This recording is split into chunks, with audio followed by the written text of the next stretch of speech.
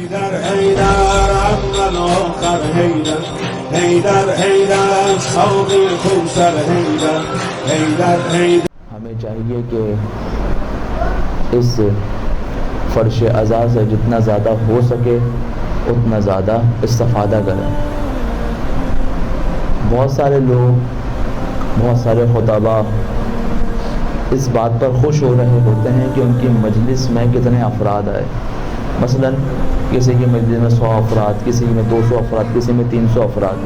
تو یہ ہر ایک آنے والا عزادار اس خطیب کے کندھوں پر ایک ذمہ داری کو بڑھا رہا ہوتا ہے.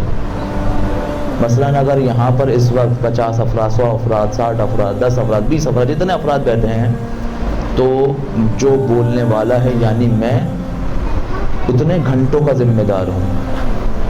یعنی آپ سب نے اپنے ایک ایک گھنٹے کا حساب دینا ہے اور میں نے 50 گھنٹے کا حساب دینا ہے جو یہاں پر موجود ہیں. کیونکہ محشر میں یقیناً یہ سوال ہوگا کہ یہ جو فرش ازا تھی یہ نعمت کے طور پر ہم نے تمہیں دی اور 50 مومنین کے گھنٹے تمہارے حوالے کے، تم نے ان کو کیا دیا. یہ مجھ سے سوال ہوگا. ایک سوال خود بانی مجلس سے ہوگا کہ جب تم نے اعلان کیا، یہ ہم نے مومنین کے دل کے اندر یہ توفیق ڈالی کہ تمہاری بارگاہ میں آئیں، اس فرش ازا پر آئیں، کیوں تم نے ایسے شخص کو بٹھایا کہ انہوں نے ان افراد کے اس وقت کو ضائع کیا. دوسرا سوال ان سے ہوگا، اور جب بات یہاں سے چلی ہے تو یہاں تک بھی پہنچے گی. اور تیسرے مرحلے میں آپ تمام افراد سے سوال ہوگا کہ کیوں تم ایسے شخص کو سننے گئے جس نے تمہارے وقتوں کو ضائع کیا. تو جب ایک فرش ازا قائم ہوتی ہے تو ایک ساتھ 3 لوگ جواب دہ ہوتے ہیں. ایک وہ جو خطاب کر رہا ہے، ایک وہ جو خطاب کروا رہا ہے، اور تیسرے وہ جو خطاب کو سن رہے ہیں. اور یہ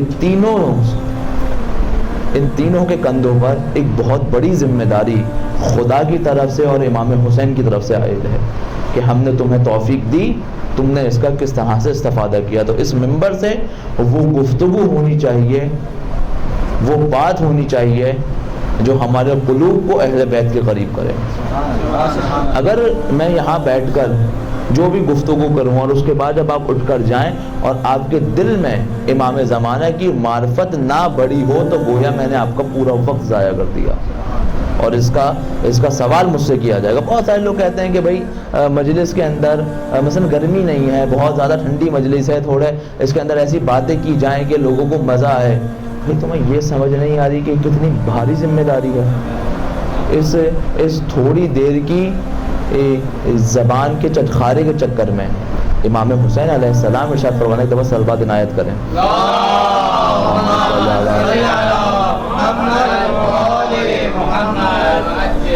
مولا فرماتے ہیں کہ یہ دین تمہاری زبان کا لقلقہ ہے، لقلقہ زبان ہے.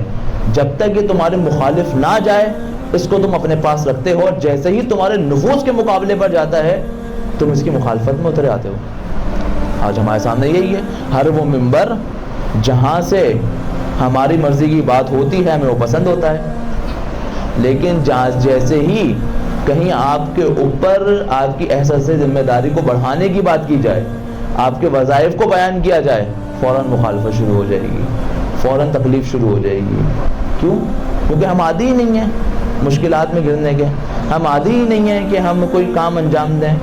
ہم فقط اور فقط شہدائے کربلا کو یاد تو کرتے ہیں، لیکن ہم اس بات پر آمادہ نہیں ہیں کہ ہم ان کے مقام پر آ پہنچے.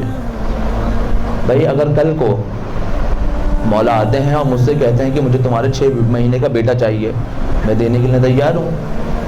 اگر آ کر کہتے ہیں کہ مجھے تمہارا 18 سال کا جوان بیٹا چاہیے، کیا میں دینے کے لیے تیار ہوں. اگر مولا آ کر مجھ سے یہ سوال کرتے ہیں کہ مجھے تمہاری عزت کی ضرورت ہے، کیا میں اپنی عزت کو مولا کے نام پر قربان کرنے کے لیے تیار ہوں. اب اس کے لیے کسی اور سے پوچھنے کی ضرورت نہیں ہے. ہر شخص اپنے آپ کو جانتا ہے بہتر انداز میں. خود اپنا اسکیل بنائیں اور ناپیں کہ ہم کس مقام پر کھڑے ہیں. اگر میں تیار ہوں تو اس کا مطلب یہ ہے کہ میں نے کربلا سے چیزوں کو سیکھا ہے. لیکن اگر خدا نخواستہ میں آمادہ نہیں ہوں تو اس کا مطلب یہ ہے کہ میں نے کربلا سے درس نہیں لیا. کربلا کو میں نے سمجھا ہی نہیں، کیونکہ کربلا اس معراج محبت کا نام ہے کہ جہاں پر امام حسین نے خدا کی رضا کے لیے اپنی جان کو بھی قربان کیا، اپنے مال کو بھی قربان کیا، اپنی اولاد کو بھی قربان کیا، اپنی عزت کو بھی قربان کیا۔